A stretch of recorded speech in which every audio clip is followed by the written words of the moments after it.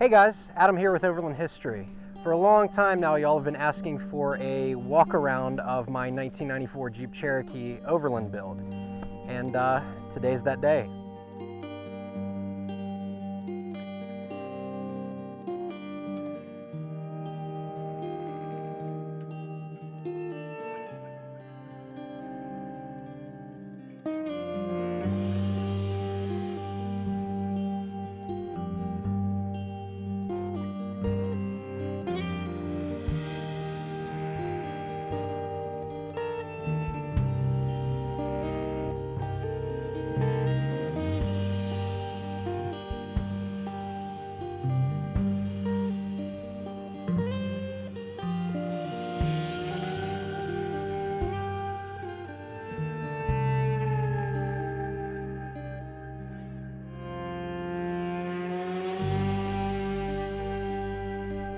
Come with me. So this is my 1994 Jeep Cherokee. I bought it originally for $450.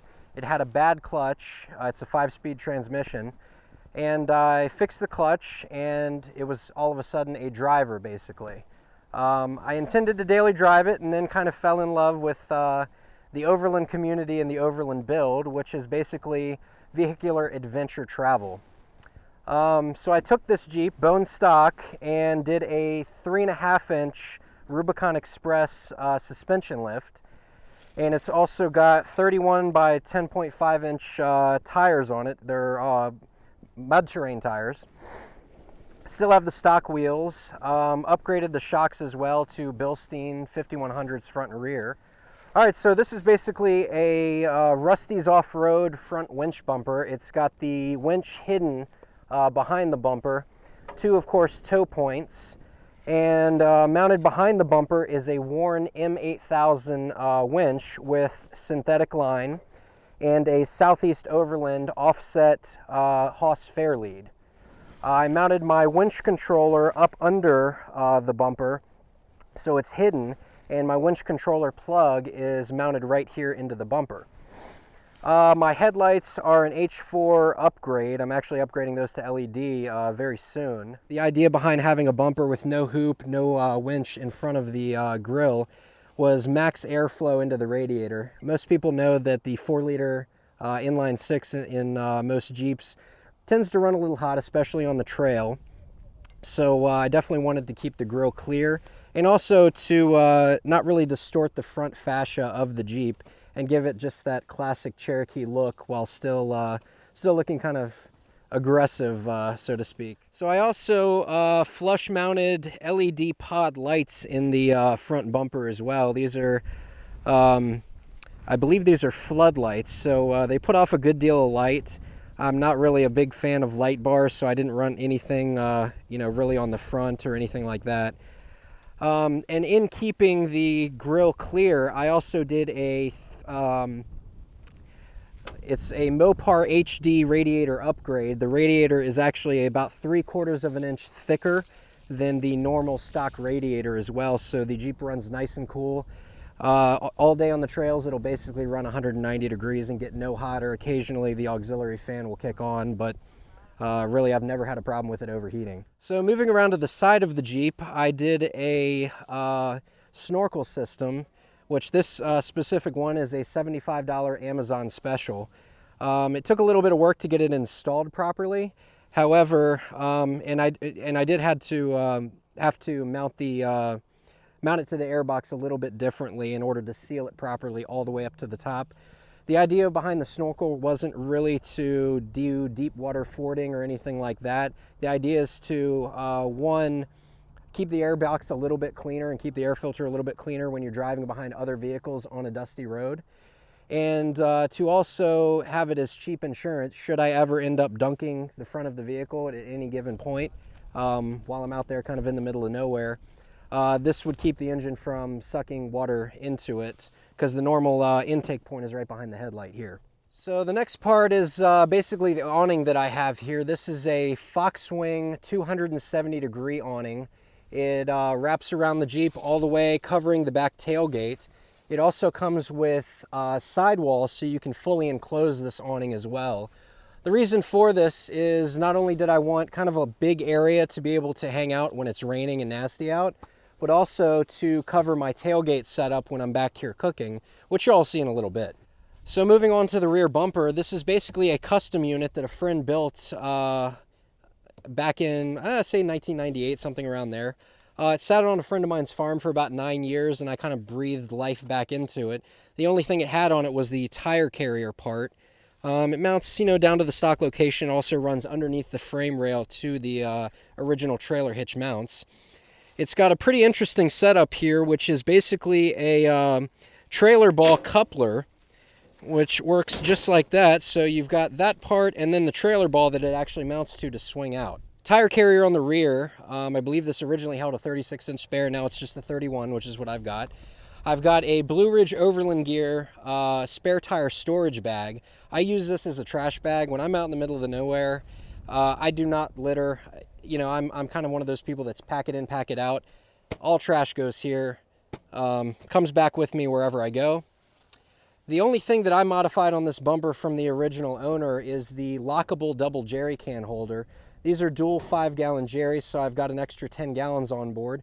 Should I need it out in the middle of nowhere, or should somebody else need some fuel as well. This is basically my onboard hot water shower system that I built into this Jeep. It uses an exterior RV shower box, which actually is lockable. And it's got 60 inches of hose and a shower sprayer with hot and cold. It is adjustable. I do have a heat exchanger in the engine bay that heats the water. All I do is flip a switch and out comes the water as soon as it pressurizes. All right, this is basically it's what's called a rooftop tent. It's a 1998 Camping Lab model that I picked up on Craigslist about 2.5 years ago, and actually I just recently sold it. So I'm going with something a little bit different. You just have to kind of wait and see for that. It's got a 3-inch memory foam mattress, a rain fly, and you can basically fit a queen size mattress inside, a queen size air mattress inside of it. I've also got what's called an annex room that drops down 3-sided to the ground right here. I don't have it set up right now. And this basically acts like my shower room or change room when I'm kind of out in the middle of nowhere. If it's really nasty, the weather, and I don't really want to deploy the tent, I can still crawl back here and sleep. However, I modified it to where I have a ton of storage underneath here. So basically on the side over here, I've got little hidden pockets that go down to the floorboard on each side. This is also the backside access to my shower system. Right here is my 31-quart Dometic onboard refrigerator. This is a drawer-style refrigerator, which is fully adjustable via temperature. Plenty of room in here to fit a lot of food. Certainly enough for at least 2 people. And then on this side, I have not only a bottle opener that says Overlander, thank you Mountain State Overland. This pulls out as a drawer. Right here is basically my grill stove that mounts right on here. So not only do I have plenty of room for burgers, hot dogs, whatever you want to cook on there, I can also stick a pot on this side. This is a propane stove. Piece that hooks up to the propane bottle, goes right through here. I also have a sink as well, which is really conveniently built on this side, really on purpose. Because I can open up my shower system over here and bring the spigot over here, wash dishes, wash my hands, take care of whatever I need to take care of. So one more feature here out of the back hatch when I'm cooking at night, you definitely want to illuminate your cook setup so you can see as much as possible. So I installed LED lights in the hatch on a little toggle switch. And these are 1100 lumens each. I believe they're 5 volts since they are LED. So they don't use a whole lot of electricity and they're extremely efficient. This is on piano hinges, so really you can see how much storage is in there. Got a few things in there now, but it goes really all the way down to the floorboard, really down to the stock carpet down there. Is my auxiliary battery system, which runs my refrigerator, my freezer console, and really any other onboard system that I want to use an auxiliary battery for. I've got a Blue Sea Systems automatic charge relay. So basically when the Jeep is running, it tethers the 2 batteries together automatically. when the Jeep turns off, it isolates this battery so it doesn't drain the cranking battery. I've also got a Blue Sea Systems fuse block as well, and then an inline fuse. That way, should anything get overloaded, arc, etc., it automatically untethers the battery system, and it's all of a sudden isolated again, just for extra protection, really.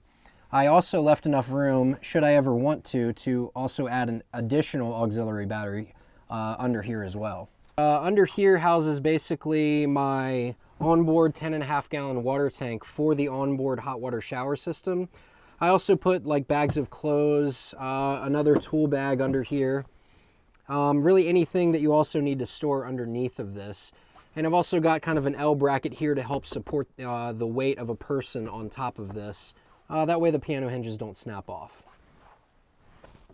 So basically what you're looking at is my 3.5 gallon SureFlow water pump, which pumps water out of both sides of the tank. This water tank has a cutout for the transmission hump in the vehicle. So it's got kind of two 5-gallon sides to it. They're both plumbed together.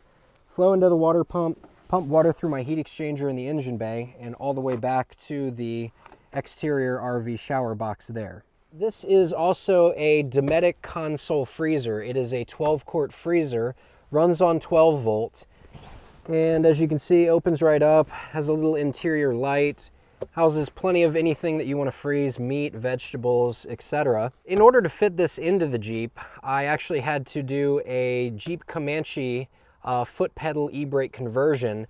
I had to weld the hole shut from the original hand e-brake between the seats and actually mount a Comanche foot pedal down there, run the cable underneath, and build a trans-tunnel span bracket in order to make the cable work with the original e-brake system.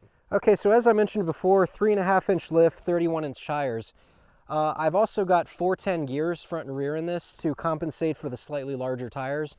Jeep gets about 19 to 20 miles per gallon on the highway, which is fantastic.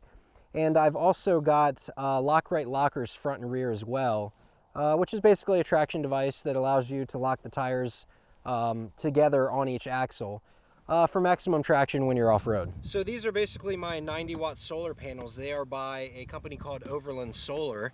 I picked these up about a little over a year ago at Overland Expo East, and in all honesty, they've been a fantastic setup. The reason why I have the panels not mounted on the vehicle is because if I park under a shade tree without any kind of light exposure or anything like that, these unfortunately are extremely inefficient. However, when they're in full sunlight, they are extremely efficient. These will top up my auxiliary battery system that runs my refrigerator and my freezer in about 2 hours in full sunlight. Just a testament to how efficient they are. My cranking battery died recently on me. I put these out in morning sunlight, and in about 20 minutes, my Jeep fired right up. All right, well, I really appreciate y'all stopping by, checking out my Jeep Cherokee build.